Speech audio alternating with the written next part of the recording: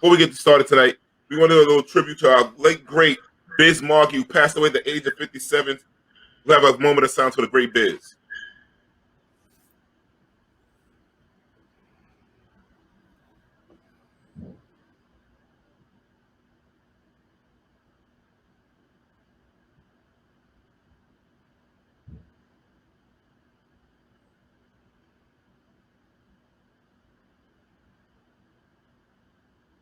Great Biz Markie, man. Gonna miss that brother, man. Very talented brother, very slept on. His catalog is seriously long. Please check it out and look at the history of Biz Markie. He's on a lot of joints. You'll know some of the stuff he has produced behind.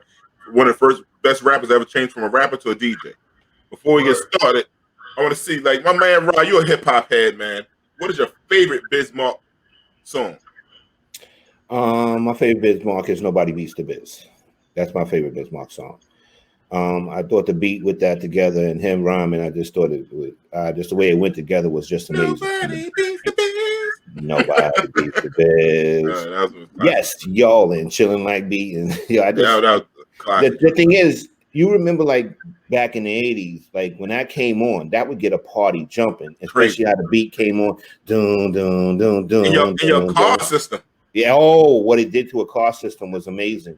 Mm-hmm. I got a Biz story. Go ahead. You guys remember Yo Gabba Gabba? Of course, he was part of that. Correct. I didn't know that until I took my daughter to Yo Gabba Gabba show. Yeah. Well, I took my daughter to a Yo Gabba Gabba show. That was her thing. You know, each one of my kids had their own thing that they followed when they was a kid.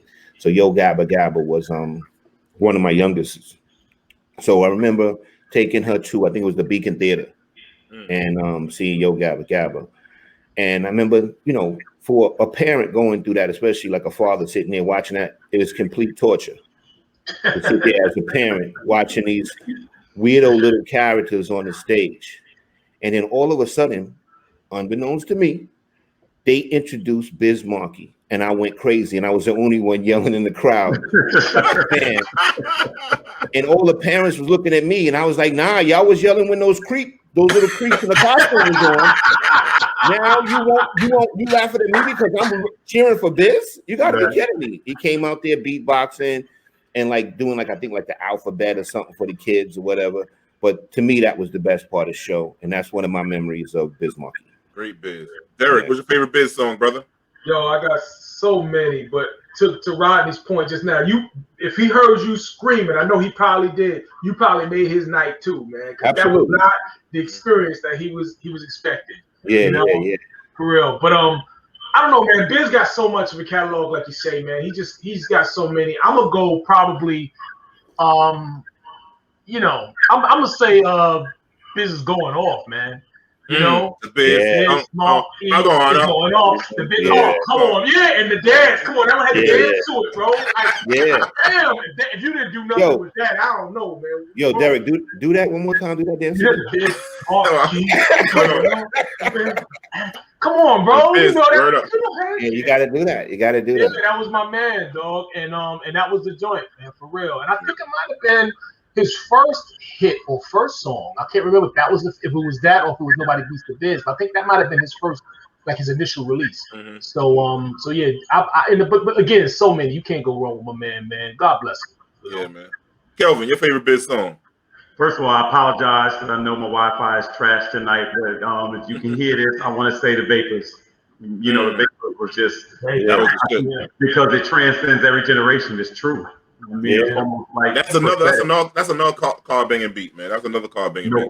No question. And that was kind of introduction almost to Kane a little bit. Yeah. Well, Kane wrote most of his stuff, I heard. Yeah, at times he wrote similar stuff because Kane, yeah. And Kane used to battle and stuff like that too. It's like you just said, it never expired, the Vapors. The Vapors, to me, was the first Hater song. That's basically talking about Hater. Yeah. You know what I'm saying? So to me, that was the first Hater song. Let people know that there's haters out here. You know what I'm saying? Absolutely. Yeah. What's up with you, D? What's your favorite, man? What you think about? I like Make the Music. Yeah. Make the music. I go with that one. TJ Swan, man. Yeah.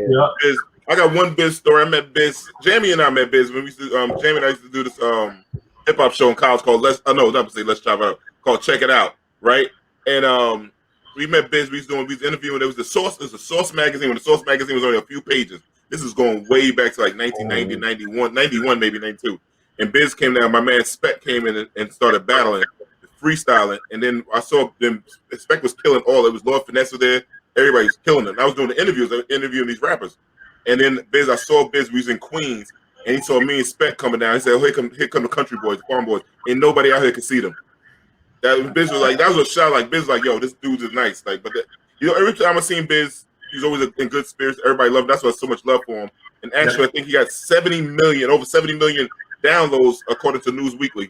So, but for the song, "She's Just a Friend." So, Biz, he was talented, man, super talented. And a lot of people, that's like Flavor Flav. A lot of people sample his voice. Yes. A lot of songs, so people forget. Please, I hope you had a will. Let me just say this. For Just a Friend, I just read this week that the person who was supposed to sing the hook didn't show up. That's why he did it. Wow. It came out better. I can't imagine that being any other way. Yeah. And his crazy voice, he made the song. Because it was like you didn't have to take it so serious, and that's what was wonderful about him. You didn't have to take him so serious. He didn't take himself so serious. It just allowed you to just enjoy yourself, man. And he was from everywhere. Like when Biz lived in Long Island, Harlem, Bronx. Red Alert was telling old stories about him. I mean, LL Cool J was talking about when he used to come to his house.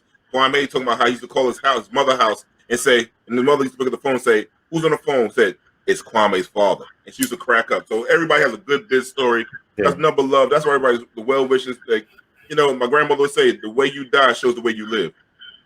So he lived a beautiful life, man. So and Derek, you hit a point there. He didn't take it too seriously. He had fun with it. And let's be totally honest with you. Biz had a hit called "Picking Boogers." Oh my God! Hey mom, what's for dinner? That's right. Off your nose and pick a winner. He's the only one that could have did it too. Only one could have did it. This? Sitting on the toilet, waiting for my bowels to move. I got a doodle rap. I got a doodle. Yeah, he wasn't trying to be like a killer. He wasn't trying to be like a thug. He was a funny guy that could rap. And he just had this charisma about him. He wasn't into the girls; he was just into his music.